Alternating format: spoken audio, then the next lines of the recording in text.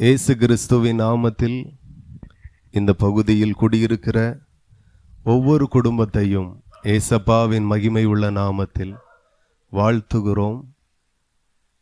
ஆண்டவர் தாமே உங்களை ஆசீர்வதிப்பாராக. வேதத்தில் ஆண்டவர் ஒரு வசனத்தை எழுதியிருக்கிறார். அது என்ன அப்படின்னா, உங்கள் துக்கம் சந்தோஷமாய் மாறும் என்று சொல்லி. இந்த வார்த்தையை கேட்கிற நீங்கள் யாராகிலும் எந்த விதமான துக்கத்தில் இருந்தாலும் உங்கள் துக்கத்தை ஆண்டவர் சந்தோஷமாய் மாற்ற வல்லவராயிருக்கிறார். இந்த இடத்துல ஒரு 15 நிமிடங்கள் ஜெபமும் வேத தியானமும் பிரசங்கமும் இந்த இடத்துல நடக்க இருக்கிறது. நீங்கள் விரும்பினால் இந்த ஜெபத்தில் பங்கெடுக்கலாம். இந்த ஜெபமும் இந்த தேவ செய்தியும் உங்களுக்கு மிகுந்த ஆசீர்வாதத்தை நிச்சயமாக கட்டாயமாக கொண்டு வரும். நாங்கள் இந்த இடத்துல வந்த நோக்கம் என்ன அப்படின்னா, நாங்கள் விரும்பியோ அல்லது எங்களை யாரையோ ஏதோ ஒரு மனுஷன் எங்களை இந்த இடத்துல அனுப்பாமல், வேதத்தில் ஆண்டவர் எழுதியிருக்கிறார், நீங்கள் உலகம் எங்கிலும் போய் சகல சிருஷ்டிகளுக்கும் சுவிசேஷத்தை பிரசங்கிக்க வேண்டும் என்று ஆண்டவர் வேதத்தில் எழுதியிருக்கிறார். ஆகையினால ஆண்டவருடைய வார்த்தைக்கு நாங்கள் கீழ்ப்படிந்து அந்த வார்த்தையை ஏற்றுக்கொண்டு ஆண்டவருடைய வார்த்தையை சபையில் இருக்கிறவர்களுக்கு மட்டும் பிரசங்கம் பண்ணி கொண்டு இல்லாமல், சபைக்கு வராதவர்களுக்கும் ஆண்டவரை அறியாதவர்களுக்கும் ஆண்டவரை ஆராதிக்காதவர்களுக்கும் ஒரு முறை கூட வேதத்தை வாசிக்காதவர்களுக்கும் நீங்கள் போய் என்னுடைய வார்த்தையை பிரசங்கிக்க வேண்டும் என்று ஆண்டவர் திருச்சபைகளுக்கு கட்டளையிட்டிருக்கிறார். வேத வசனம் எப்படிப்பட்டதென்றால், அது கிறிஸ்தவர்களுக்கு மாத்திரம் உரியதல்ல. வேத வசனம் சபைக்கு வருகிறவர்களுக்கு மட்டுமல்ல. ஆண்டவருடைய வேத வசனம் உலகத்தில் இருக்கிற எல்லா ஜனங்களுக்கானது, எல்லா பாஷைக்காரர்களுக்கானது. ஆகையினால ஆண்டவர் வேதத்தில் சொல்லப்பட்ட தேவனாகிய கர்த்தர் இயேசு கிறிஸ்துவும் அவர் குறிப்பிட்ட மதத்தின் கடவுள் அல்ல, முழு உலகத்தின் இரட்சகராயிருக்கிறார். ஆகவே கர்த்தருடைய வார்த்தை கடகோடியில் இருக்கிற ஜனங்கள் வரையிலும் அவர்களுக்கு போய் சேரணும் என்கிறது தேவனுடைய சித்தமாயிருக்கிறது. நீங்க கவனித்தால் வேதம் எப்படிப்பட்டது அப்படின்னா, இன்றைக்கு ஒரு புஸ்தகம் அதிகமாய் விற்பனை ஆகுகிறது அப்படின்னா அது கர்த்தருடைய வேத புஸ்தகம்தான். அதிகமான மொழிகளிலே மொழிபெயர்க்கப்பட்டு அச்சிடப்பட்டு விற்பனையாகுகிற ஒரு புஸ்தகம் உண்டானால் அது கர்த்தருடைய வேத புஸ்தகம்தான். இந்த சத்தத்தை கேட்கிற எத்தனை பேர்களுக்கு தெரியும், இந்த பூமியில எத்தனை பாஷை பேசுகிற, எத்தனை பாஷை எழுதுகிற, எத்தனை விதமான பாஷைகள் இருக்கு அப்படின்னு எத்தனை பேருக்கு தெரியும்? எனக்கு தெரியல. ஆனால் இந்திய வேதாகம சங்கம் சொல்லுகிறது, கிட்டத்தட்ட உலகம் முழுசும் 6000 மொழிகள் பேசுகிற இனஜன மக்கள் உலகமெங்கிலும் இருக்கிறார்கள் என்று ஒரு ஆய்வு சொல்லுகிறது. இந்திய வேதாகம சங்கம் சொல்லுகிறது. இதுவரையிலும் கர்த்தருடைய வேத வசனம் 1600க்கும் மேலான மொழிகளில மொழிபெயர்க்கப்பட்டு அச்சிடப்பட்டு விற்பனை செய்யப்படுகிறது. ஏன் நான் இதை சொல்லுகிறேன் அப்படின்னா, வேதம் ஒரு மனுஷனால் எழுதப்பட்டது அப்படின்னா ஒரு மாவட்டத்தோடு, மாநிலத்தோடு, ஒரு தேசத்தோடு நின்று போயிருக்கும். அது ஒரு மனுஷனுடைய கற்பனையாயிருந்தால், கட்டுக்கதையாயிருந்தால் அது ஒரு மாவட்டத்தோடு, மாநிலத்தோடு நின்று போயிருக்கும். ஆனால் வேதம் ஒரு மனுஷனால் எழுதப்பட்டதல்ல, மனுஷனால் இயற்றப்பட்டதல்ல. அதில் சொல்லப்பட்டிருக்கிறது கட்டுக்கதைகளும் அல்ல. அதில் சொல்லப்பட்டிருக்கிறது எல்லாம் வானத்தையும் பூமியும் உண்டாக்கின சர்வ வல்லமை உள்ள தேவனாகிய கர்த்தர் இந்த வார்த்தைகளை எழுதியிருக்கிறார். ஆகையினால ஆண்டவருடைய வார்த்தை மாநிலங்களை கடந்து, மாவட்டங்களை கடந்து, தேசங்களை கடந்து எல்லா ஜனங்களுக்கும் போய் சேருகிறது. ஆகவே வேதம் ஒரு குறிப்பிட்ட சபைக்கானது மட்டுமல்ல, குறிப்பிட்ட ஜாதிக்கானது மட்டுமல்ல, எல்லா ஜனங்களுக்கு பிரசங்கிக்கப்பட வேண்டும் என்று ஆண்டவர் விரும்புகிறார். அதை தான் நான் உங்கள் மத்தியில் சுருக்கமாக ஒரு 10 நிமிஷத்தில் கர்த்தருடைய வார்த்தையை சொல்லி உங்களுக்காக ஜெபித்து என்னுடைய வார்த்தையை நிறைவு செய்ய விரும்புகிறேன். நீங்கள் விரும்பினால் இந்த ஜெபத்தில் பங்கெடுத்து இங்கே சொல்லப்படுகிற வார்த்தைக்கு நீங்கள் செவி கொடுக்கலாம். அது உங்களுக்கு ஆசீர்வாதமாக இருக்கும். இப்போதும் எங்கள் நடுவில் வந்திருக்கிற அருமையான சகோதரர் ஆசீர் அவர்கள் இந்த ஜெபத்தின் ஆரம்ப ஜெபமாக ஒரு சிறிய ஜெபத்தை அவர்கள் ஏறெடுப்பார்கள். அன்பின் நல்ல தகப்பனே, துதிக்கிறோம் அப்பா. இந்த நாளிலும் சாயங்கால வேளையில் உங்கள் திட்டத்தின்படியாக இந்த வேளையில் அந்த பகுதிக்கு வந்திருக்கிறோம் அப்பா. தேவனே, எமது கடைசி கட்டளையின்படி பிரகாரமாக உலகமெங்கும் சென்று நற்செய்தி அறியுங்கள் என்பது செய்கிற அந்த கட்டளையை நாங்கள் நிறைவேற்றும்படி இந்த இடத்துல வந்திருக்கிறோம். தேவன் தாமே அனுக்கிரகம் பண்ணுங்க. அந்த ஜனத்தின் எல்லா பாடுகளும் பிரச்சனைகள் எல்லாம் அந்த நாளில் மாறி போகும்படியாக செபிக்கிறோம் அப்பா. ஒரு விடுதலை நாளாக இந்த நாள் மாறும்படியாக செபிக்கிறோம் அப்பா. உங்கள் துக்கம் சந்தோஷமாய் மாறும் என்று உமது வார்த்தை சொல்கிற வார்த்தையை இந்த இடத்துல சொல்லும்போது தானே ஒரு விடுதலை குடும்பங்களில் உண்டாகட்டும் அப்பா. பிரச்சனைகள் எல்லாம் மாறும்படியாக செபிக்கிறோம் அப்பா. நன்மை செய்கிறவராக சுற்றி திரிந்த தேவன் உம்முடைய நன்மையை இந்த ஜனங்கள் கண்டுகொள்ளும்படியாக என் தேவனுடைய இருதயங்களை திறக்கும்படியாக செபிக்கிறோம் அப்பா. இந்த இடத்துல பெரிய காரியங்களை செய்யுங்க. இந்த ஜனங்கள் உண்மை அறிந்து கொள்ளும்படியாக தேவன் தாமே வழிவாசல்களை திறக்கும்படியாக செபிக்கிறோம் அப்பா. தொடக்கம் முதல் முடிவு வரை தேவ பிரசன்னை இருக்கட்டும். தேவ ஆளுகைக்கு ஒப்பு கொடுக்கிறோம். இயேசுவின் நாமத்தில் நல்ல பிதாவே, ஆமென். நன்றி. தொடர்ந்து கர்த்தருடைய வார்த்தையை கவனிப்போம். வேதத்தில் சொல்லப்பட்டு இருக்கிற ஒவ்வொரு வார்த்தையும் உண்மையானது, சத்தியமானது. அதில் சொல்லப்பட்டு இருக்கிற வார்த்தைகள் நிறைவேறி இருக்கிறது, நிறைவேறி கொண்டிருக்கிறது, இனியும் நிறைவேற போகிறது. உதாரணத்துக்கு நான் ஒரு காரியத்தை சொல்லுகிறேன். வேதத்தில் எரேமியா 47 அதிகாரம் 5வது வசனத்தில் இவ்வண்ணமாய் சொல்லப்பட்டு இருக்கிறது, காசா மொட்டையடிக்கப்படும் என்று ஆண்டவர் வேதத்தில் எழுதியிருக்கிறார். இந்த காசா இஸ்ரவேல் சம்பவம் தெரியாத ஒருவரும் இருக்க முடியாது. அந்த அளவுக்கு ஒரு காலத்தில் நல்ல கட்டமைப்போடு நல்லா இருந்த தேசம் இன்னைக்கு கர்த்தருடைய வார்த்தையின்படியே அந்த தேசமே இல்லாமல் முழுசா மொட்டையடிக்கப்பட்டு இருக்கிறது. கர்த்தருடைய வார்த்தை பல ஆண்டுகள் கடந்தாலும் அவர் சொன்ன வார்த்தை நிச்சயமாய் நிறைவேறும் என்கிறதற்கு இன்றைக்கு நடக்கிற அந்த சம்பவம் சாட்சி. ஒருவேளை அது ஏன், எதற்கு, அதை நான் சொல்ல விரும்பலை. அது நிறைய காரணங்கள் உண்டு. ஆனால் சுருக்கமாய் சொல்லுகிறேன், கர்த்தருடைய வேதத்தில் சொல்லப்பட்ட தீர்க்க தரிசனங்களும் சம்பவங்களும் கட்டாயம் நிச்சயம் தலைமுறைக்கும் அது நிற்கும். அது நிறைவேறாமல் போகாது. அது கட்டுக்கதைகள் அல்ல, அது நிச்சயம் நிறைவேறும்.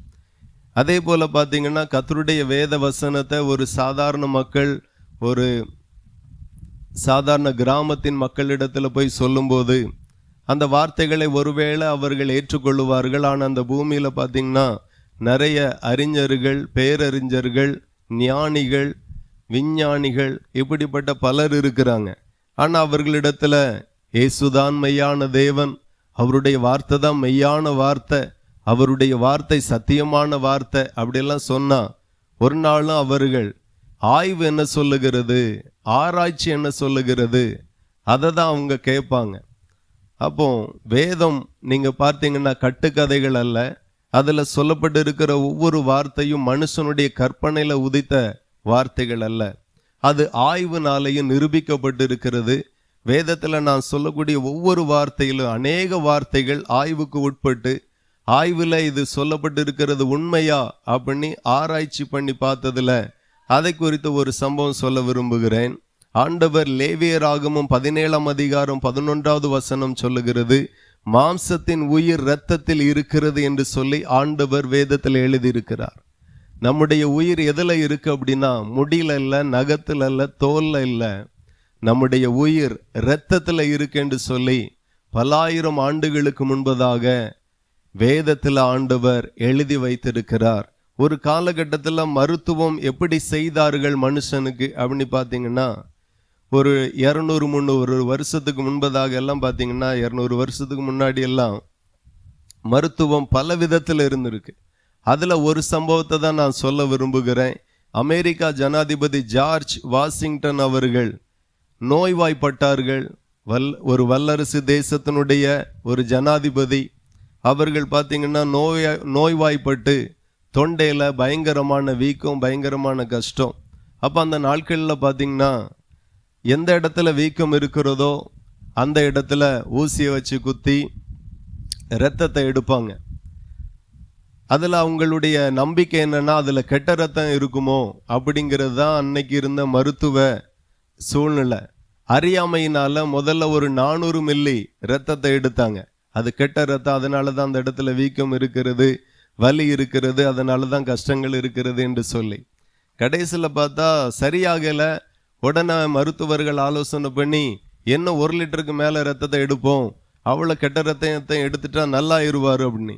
கடைசியில் இப்படியே ரத்தங்களை எடுக்க எடுக்க அவர் மரித்தே போனார்.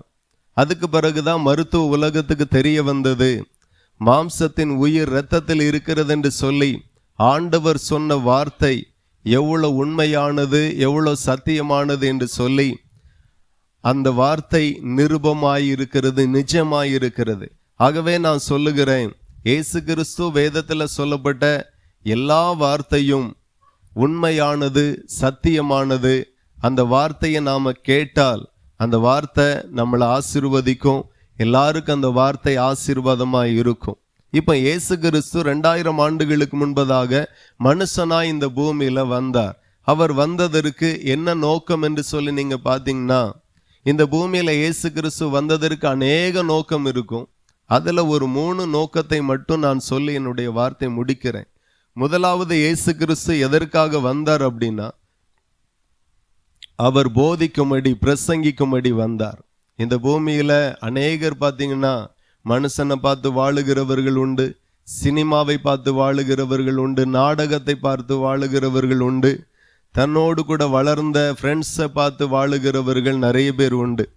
ஆனால் ஒரு மனுஷன் எப்படி வாழணும், வாழக்கூடாது என்று சொல்லி ஆண்டவர் மனுஷனுக்கு வேதத்தில் எழுதியிருக்கிறார். இன்றைக்கு நாம் ஒரு வாடகை வீட்டில் இருப்போமே, ஆனால் அந்த சின்ன வாடகை வீட்டில் இருக்கும்போது அந்த ஹவுஸ் ஓனர் நிறைய கண்டிஷன் சொல்லுவாங்க. இந்த வீட்டில் எத்தனை பேர் தான் இருக்கணும், இத்தனாம் தேதிக்குள்ளே வாடகை தந்துடணும், வீடை சுத்தமாக வச்சுக்கிடணும், வீடை எந்த விதத்திலையும் எதையும் உடைச்சிடக்கூடாது, இப்படி நிறைய காரியத்தை சொல்லுவாங்க. நீங்கள் மட்டும்தானா, வேற யாரும் இருக்காங்களா, 4 பேரா 5 பேரா, அதுக்கு மேலே வந்தால் ரொம்ப நாள் தங்கக்கூடாது, நிறைய கண்டிஷன் இருக்கும். அப்போ ஒரு சின்ன வீட்டு இருக்கே, ஒரு மனுஷன் அந்த வீட்டில் வாழணும் அப்படின்னா எத்தனை கண்டிஷனை சந்திக்க வேண்டியதாக இருக்குது. அதே போல தான் இந்த இவ்வளோ பெரிய பூமியில் நீங்கள் எப்படி வேணாலும் வாழ்ந்துக்கலாம், எப்படி வேணாலும் இருக்கலாம், அது ஒன்றும் பிரச்சனை இல்லை அப்படிங்கிற மாதிரி நிறைய பேர் இருக்கிறாங்க. ஆனால் அப்படி அல்ல. இந்த பூமியில் எப்படி வாழ்ந்தால் ஆசீர்வாதம், எப்படி வாழ்ந்தால் ஆசீர்வாதம் இல்லை என்கிறதையெல்லாம் ஆண்டவர் வேதத்தில் எழுதியிருக்கிறார். ஆகவே அதை வேதமாய் எழுத்தின் வடிவில் மட்டும் கொடுக்காமல், இயேசு கிறிஸ்து 2000 ஆண்டுகளுக்கு முன்பாக இந்த பூமியில வந்து அவர் தெரு தெருவாய், பட்டணங்கள் தோறும், கிராமங்கள் தோறும், கடற்கரை தோறும் ஜனங்களை சந்தித்து ஒரு மனுஷன் எப்படி வாழணும், எப்படி வாழக்கூடாது என்று சொல்லி அவர் நேரடியாகவே போய் ஜனங்களுக்கு அவர் பிரசங்கித்தார். ஆகவே இயேசு கிறிஸ்து இந்த பூமியில வந்ததற்கு முதல் நோக்கமே என்ன அப்படின்னா, அவர் பிரசங்கம் பண்ணும்படி, இந்த பூமியில் எப்படி வாழணும், வாழக்கூடாது என்கிற விஷயத்தை மனுஷனுக்கு போதிக்கும்படி ஆண்டவர் இந்த பூமியில வந்தார். அவர் சொன்ன முதல் வார்த்தை, மனம் திரும்புங்கள், பரலோக ராஜ்யம் சமீபமாயிருக்கிறது என்று சொல்லி. அப்படியே வேதத்தில் இருந்து ஆண்டவர் சொன்ன ஒரு வார்த்தை நான் சொல்லுகிறேன். அநியாயத்தை விதைக்கிறவன் வருத்தத்தை அறுப்பான் என்று ஆண்டவர் வேதத்தில் எழுதியிருக்கிறார். நீங்க கவனித்தீர்களானால் இந்த பூமியில எப்படி வேணாலும் வாழலாம், ஒன்றும் இல்லை அப்படிங்கிற மாதிரி நிறைய பேர் நினைக்கிறாங்க. ஆனால் ஆண்டவர் சொல்லுகிறார், எதை விதைக்கிறாயோ அதை அறுப்பாய். இந்த இடத்துல வசனம் சொல்லுகிறது, அநியாயத்தை விதைக்கிறவன் வருத்தத்தை அறுப்பான் என்று சொல்லி. நாம இந்த பூமியில வாழும்போது நல்லதை செய்வோமே, ஆனால் நமக்கும் நல்லது நடக்கும். நம்ம மனைவிக்கு, நம்முடைய கணவனுக்கு, நம்முடைய பிள்ளைகளுக்கு, நம்முடைய பேர பிள்ளைகளுக்கு நன்மை நடக்கும். இன்னைக்கு நிறைய குடும்பத்தில் தீமை நடக்கிறத நம்ம பார்க்கிறோம். சிலர் மேலே வரக்கூடிய, சில குடும்பத்தின் மேலே வரக்கூடிய தீமையை நீங்கள் பார்த்தீங்கன்னா ரொம்ப கொடூரமாக இருக்கும், ரொம்ப பயங்கரமாக இருக்கும். ஆனால் நாம் கர்த்தருடைய வார்த்தைக்கு பயந்து பயந்து அநியாயம் செய்யாமல், பாவம் செய்யாமல், அநீதி இழைக்காமல், ஆண்டவருக்கு பயந்து தேவ பயத்தோடு இந்த பூமியில நாம வாழுவோமே ஆனால், ஆண்டவருடைய வார்த்தை சொல்லுகிறது, அநியாயத்தை விதைக்கிறவன் வருத்தத்தை அறுப்பான் என்று சொல்லி, நாம அநியாயம் செய்யாமல் நீதி செய்வோமே ஆனால் நீங்க நிச்சயமாய் நீதி அறுப்பீர்கள். உங்க வாழ்க்கையில நீதி கிடைக்கும், நன்மை கிடைக்கும், அற்புதங்கள் நடக்கும். ஆகவே இந்த மாதிரியான நிறைய நல்ல விஷயங்களை ஆண்டவர் இந்த பூமியில இருக்கும்போது பிரசங்கித்தார். அதே போல ஆண்டவர் சொல்லுகிறார், சாந்த குணமுள்ளவர்கள் பாக்கியவான்கள், அவர்கள் பூமியை சுதந்தரித்து கொள்ளுவார்கள். இந்த பூமியில எல்லாருக்கும் ஒரு ஆசை, நல்ல ஒரு இடம் வாங்கணும், நல்ல ஒரு வீடு கட்டணும், நல்ல ஒரு கார் பைக் வாங்கணும், என் பிள்ளைகள் நல்லா படிக்கணும். இந்த மாதிரி நிறைய நன்மையான விஷயங்களை நாம் எதிர்பார்க்கிறோம். ஆனால் ஆண்டவர் சொல்லுகிறார், சாந்த குணமுள்ளவர்கள் பாக்கியவான்கள், அவர்கள் பூமியை சுதந்தரித்து கொள்ளுவார்கள். ஒரு மனுஷனுக்கான ஆசீர்வாதம் எப்படி வருது அப்படின்னு நீங்க பாத்தீங்கன்னா, படிப்புனால மட்டும் ஆசீர்வாதம் இல்லை, நல்ல வேலை நல்ல சம்பளம் இருக்கு அதனால மட்டும் ஆசீர்வாதம் இல்லை.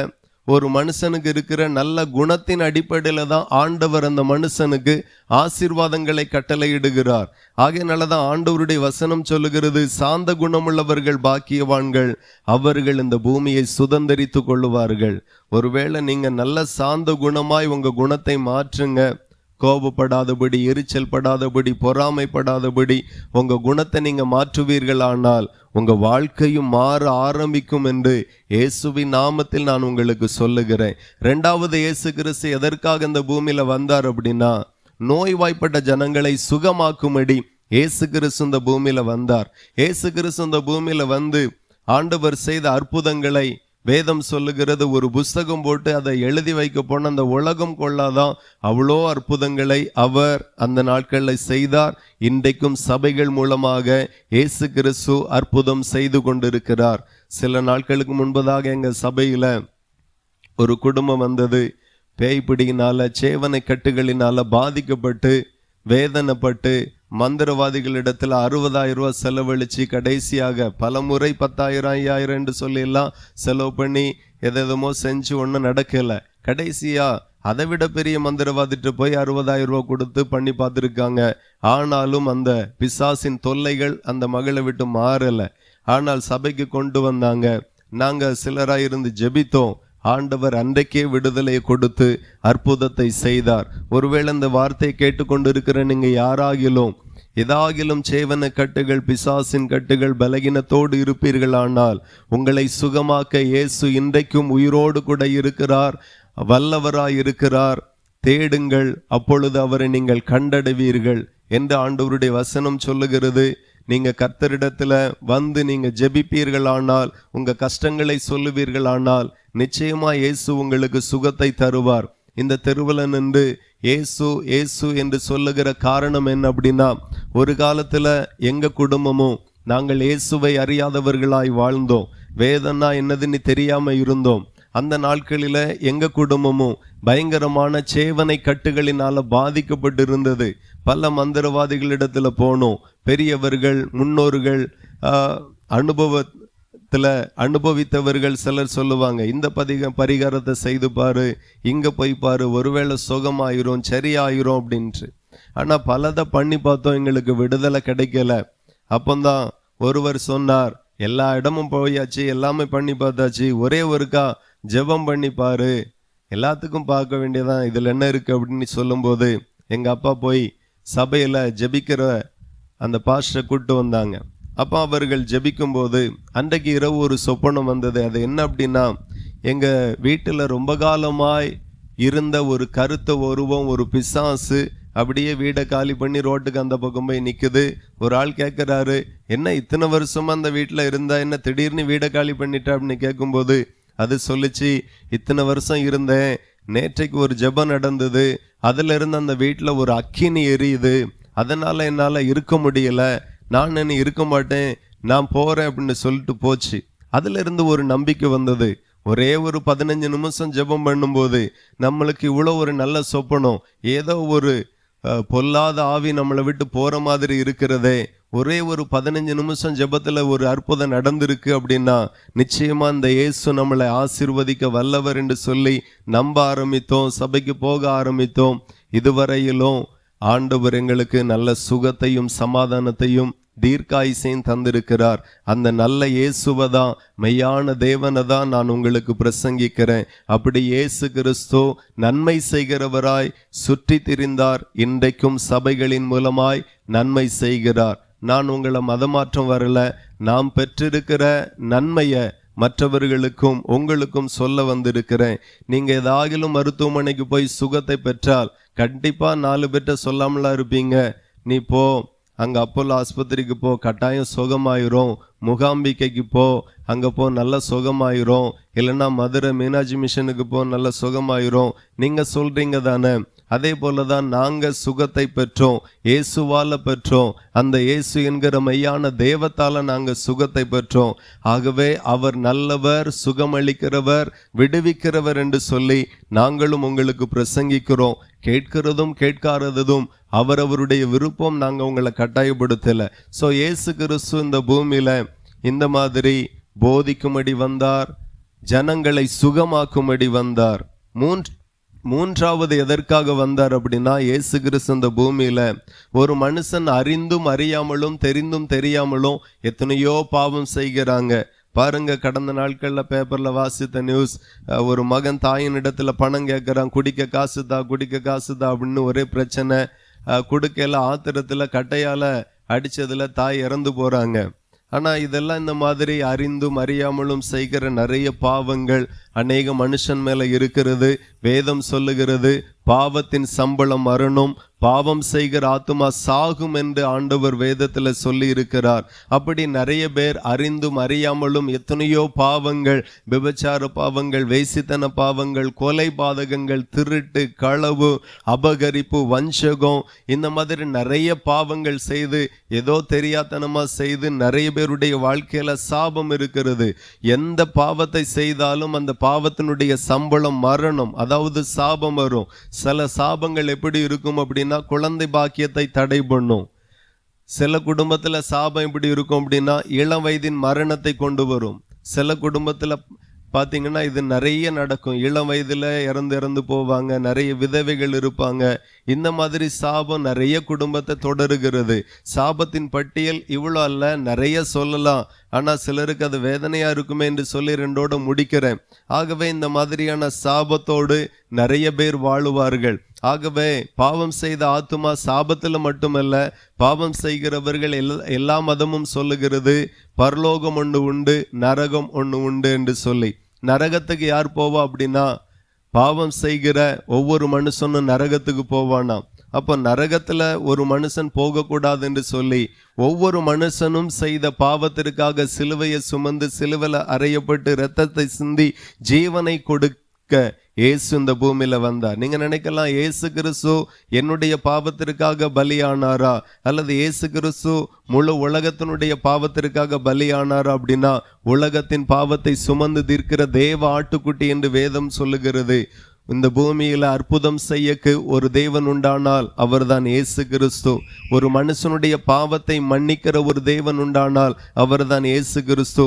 ஒருவேளை உங்க வாழ்க்கையில என்ன பாவங்கள் இருந்தாலும், ஆண்டவரே என் பாவம், என்னுடைய குடும்பத்தின் பாவம், என்னுடைய முன்னோர்களினுடைய பாவத்தினால என் குடும்பத்தில் அநேக சாபங்கள் வருகிறது, இதை மன்னிங்க என்று சொல்லி முழங்கால் படியிட்டு நீங்க வீடுகளில் ஜெபிப்பீர்கள் ஆனால் உங்க மேல இருக்கிற பாவத்தை அவர் மன்னிப்பார். உங்க குடும்பத்துல தலைமுறையாய் தொடருகிற சாபத்தை அவர் மன்னிக்க வல்லவராயிருக்கிறார். ஆகவே இயேசு கிறிஸ்து இந்த பூமியில ஒவ்வொரு மனுஷனுடைய பாவத்திற்காக தன்னையே பலியாகும்படி இயேசு கிறிஸ்து இந்த பூமியில வந்தார். அப்படி இயேசு கிறிஸ்து இந்த பூமியில இருக்கும்போது ஒரு காரியத்தை சீசர்களுக்கு சொன்னார். நான் பூமியினுடைய கடைசி நாட்கள்ல மறுபடியும் நான் வருவேன் என்று ஆண்டவர் சொன்னார்.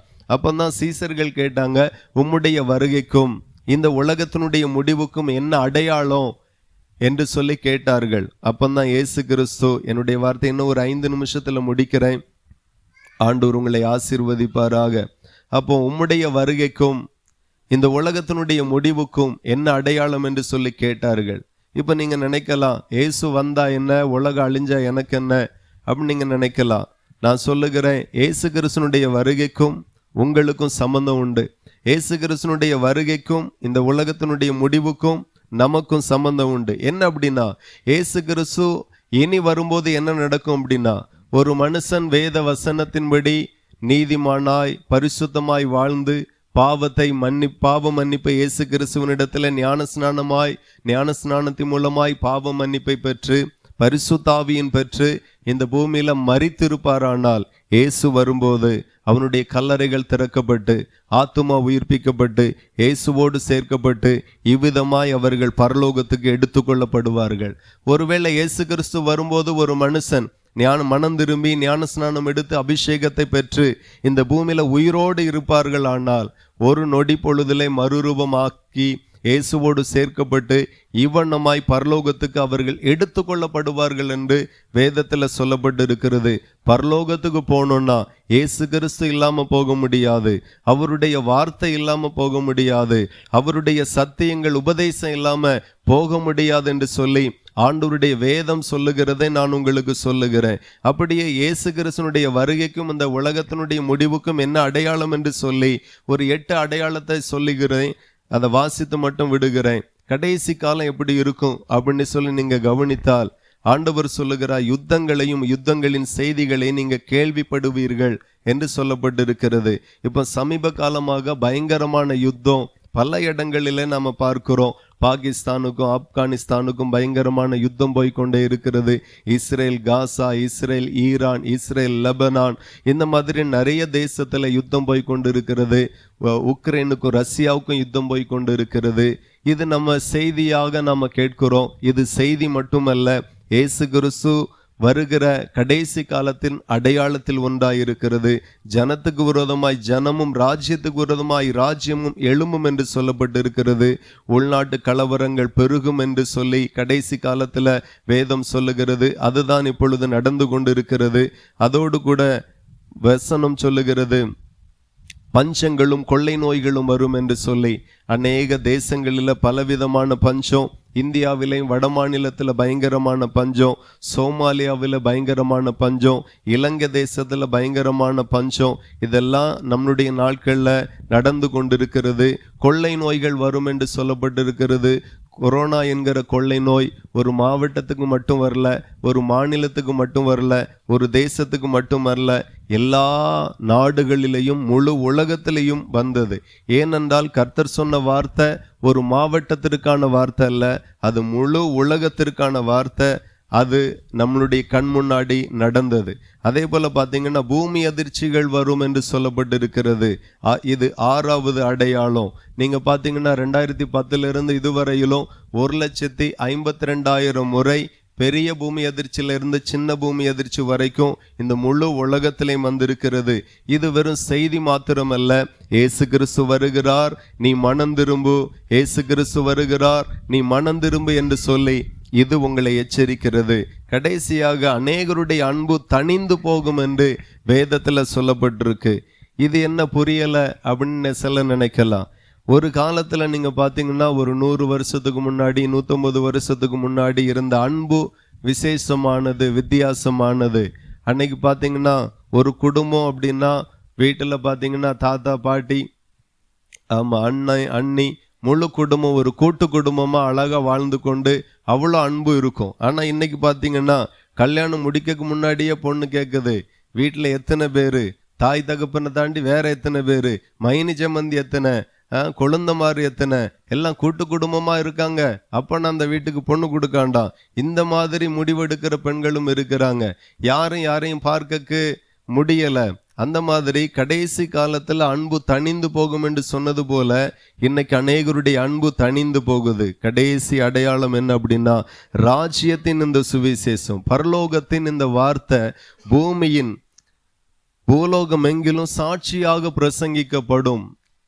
நாங்க செய்கிற இந்த பணியும் கடைசி காலத்துல எல்லா ஜனங்களுக்கும் இயேசுவை பிரசங்கிப்பார்கள், இயேசு கிறிஸ்துவை குறித்து சொல்லுவார்கள்.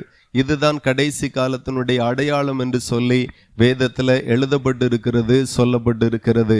ஆகவே இதுதான் ஆண்டவர் எல்லா மக்களுக்கும் போய் என் வார்த்தையை பிரசங்கிங்க என்று சொல்லி எங்க சபைகளுக்கு ஆண்டவர் கட்டளையிட்டதை இந்நேரம் வரையிலும் நான் உங்களுக்கு பிரசங்கித்தேன். நீங்க பொறுமையாய் கேட்டதற்காக நன்றி. இப்போதும் உங்களுக்காக நான் ஜெபிக்கிறேன். ஒருவேளை என்ன கஷ்டத்தில் இருக்கீங்களோ எனக்கு தெரியாது, என்ன தேவையோடு இருக்கீங்களோ எனக்கு தெரியாது. ஆனா கண்களை மூடி அல்லது மனசுக்குள்ளாக, ஏசப்பா இந்த காரியம் எனக்கு வெற்றியா மாறணும், இந்த காரியத்தில் எனக்கு அற்புதம் நடக்கணும் அப்படின்னு நீங்க கேட்பீர்களானால் கேளுங்கள், அப்பொழுது உங்களுக்கு கொடுக்கப்படும் என்று ஆண்டவர் சொல்லி இருக்கிறார். நீங்க எதை கேட்டாலும் அதை தேவன் கொடுக்க அவர் வல்லவராய் இருக்கிறார். உண்மையாய் கூப்பிடுங்க, அவரை நோக்கி கூப்பிடுங்க. ஆபத்து காலத்தில் என்னை நோக்கி கூப்பிடு, நான் உனக்கு மறுபுத்துருவு அருளுவேன் என்று சொன்னவர் இன்றைக்கு இந்த இடத்துல உயிரோடு இருக்கிறார், ஜீவனோடு கூட இருக்கிறார். அது வியாதியோ, அது கடனோ, அது கஷ்டமோ, அது சேவனையின் கட்டுகளோ, எதுவோ என்ன ஆனாலும் நீங்க கேட்கிறது நீங்க சாதாரண தேவனிடத்தில் அல்ல, வானத்தையும் பூமியும் உண்டாக்கின சர்வ வல்லமை உள்ள தேவனாகிய கர்த்தரிடத்துல நீங்க கேட்கிறீங்க. உண்மையாய் கேளுங்க, உண்மையாய் கேளுங்க. நீங்க கேட்டதை விட அதிகமாய் உங்களுக்கு கொடுக்க பரலோகத்தின் ஆண்டவர் நல்லவராக உண்மை உள்ளவராக இருக்கிறார். இயேசுவின் நாமத்தில் அன்புள்ள தகப்பனே, பரலோக பிதாவே, இந்த இடத்துல வந்திருக்கிற எல்லாருக்காக ஸ்தோத்திரம் அப்பா. வீடுகளில் இருக்கிற எல்லா குடும்பங்களையும் இயேசுவின் நாமத்தில் நான் ஆசீர்வதிக்கிறேன். ஒருவேளை ஏதோ ஒரு வேதனையோடு, துக்கத்தோடு, வியாதியோடு, கஷ்டத்தோடு, சேவனையின் கட்டுகளோடு, பிசாசின் தொல்லைகளோடு இருப்பார்களானால் இன்றைக்கு ஒரு அற்புதம் நடக்கட்டும், இப்பொழுது ஒரு அதிசயம் நடக்கட்டும். விடுதலையை கூறுகிறேன். இயேசுவின் நாமத்தில் விடுவிக்கப்படுவார்களாக, இயேசுவின் நாமத்தில் சுகத்தை பெற்றுக்கொள்வார்களாக, இயேசுவின் நாமத்தில் ஒரு அற்புதம் நடப்பதாக. இப்பொழுதே தம்முடைய பிள்ளைகளோடு போராடுகிற அந்த பொல்லாத ஆவிகளும் சாபங்களும் குடும்பத்தை விட்டு, பிள்ளைகளை விட்டு, தொழிலை விட்டு, படிப்பை விட்டு, ஆமென், குடும்ப வாழ்க்கை விட்டு வெளியே ஏறட்டும் ஐயா. கணவன் மனைவிக்குள்ளாக அன்பு, ஒருமனம், ஒற்றுமை, சந்தோஷம், சமாதானம் பெருகட்டும். வியாதிகள் சுகமாகட்டும், பலகீனங்கள் மாறட்டும், அற்புதங்கள் நடக்கட்டும் ஐயா என்று சொல்லி ஜெபிக்கிறேன். ஆண்டவர் பெரிய காரியங்களை செய்யுங்கப்பா. குழந்தை பாக்கியம் இல்லாதவர்களுக்கு குழந்தை பாக்கியத்தை தாருங்க. விவாக தடைகள் எல்லாம் மாற்றி கொடுங்க. ஆண்டவரே, இடமில்லாத பிள்ளைகளுக்கு இடத்தை கொடுங்க, வீடு இல்லாத பிள்ளைகளுக்கு வீடை கொடுங்க. நல்ல வேலை, நல்ல வருமானம் இல்லாதவர்களுக்கு நல்ல வாசல்கள் திறக்கப்படட்டும். ஆமென். வெளிநாட்டு வாய்ப்புகளுக்காய் காத்திருக்கிறவர்களுக்கு வெளிநாட்டு வாய்ப்புகளை கர்த்தர் உண்டு பண்ணி தாருங்க. இப்படி எல்லா நன்மைகளும் இவர்களுக்கு கிடைக்கட்டும் ஐயா. நீ விசுவாசித்தால் தேவனுடைய மகிமையை காண்பாய் என்று ஆண்டவர் சொல்லி இருக்கிறீங்களே, அப்படியே நான் இந்த மக்களுக்கு சொல்லுகிறேன். நீங்க விசுவாசிங்க, நான் கேட்டதை கர்த்தர் எனக்கு தருவார். ஆமென். நீங்க அப்படி விசுவாசித்தீர்களானால் தேவன் உங்களுக்கு செய்கிற மகிமையான கிரியைகளை நீங்க நிச்சயமாய் பார்ப்பீங்க. அன்புள்ள தகப்பனை, ஜெபித்த விசுவாசித்த எல்லாருடைய வாழ்க்கையிலையும் அற்புதம் நடந்ததற்காய் ஸ்தோத்திரம், அதிசயம் நடந்ததற்காய் ஸ்தோத்திரம். பெரிய காரியங்களை செய்யும். ஆசீர்வதி. இந்த தெருவை ஆசீர்வதிக்கிறேன். இந்த தெருவில் குடியிருக்கிற ஒவ்வொரு குடும்பத்தையும் ஆசீர்வதிக்கிறேன். ஆசீர்வாதமாய் இருப்பார்களாக, ரட்சிக்கப்படுவார்களாக, சமாதானம் பெருகட்டும். இயேசுவின் நாமத்தில் ஜெபிக்கிறோம். ஜெபங்களும் நல்ல பிதாவே, ஆமென். God bless you. அப்படியே எங்களிடத்துல பைபிள் இருக்கிறது, வேதாகமும் இருக்கிறது. நாங்கள் கொடுத்தா வலுக்கட்டாயமாக தந்துட்டாங்க அப்படிங்கிற ஒரு பேர் வந்துடக்கூடாது. ஆகவே நான் இன்னும் இயேசுவை அறியணும், வேதத்தை வாசிக்க விரும்புகிறேன் அப்படின்னா நீங்கள் நாங்கள் இலவசமாக தான் அந்த பைபிள் தரோம். நீங்கள் அதை வாங்கிக்கலாம், இல்லது உங்கள் சின்ன பிள்ளைகள் அனுப்பி அந்த வேதாகமத்தை வாங்கிக்கலாம். நீங்கள் ஃப்ரீயாக இருக்கும்போது வாசித்து பாருங்கள். அந்த வார்த்தை உங்களுக்கு ஆறுதலும் ஆசீர்வாதமுமாக இருக்கும். God bless you.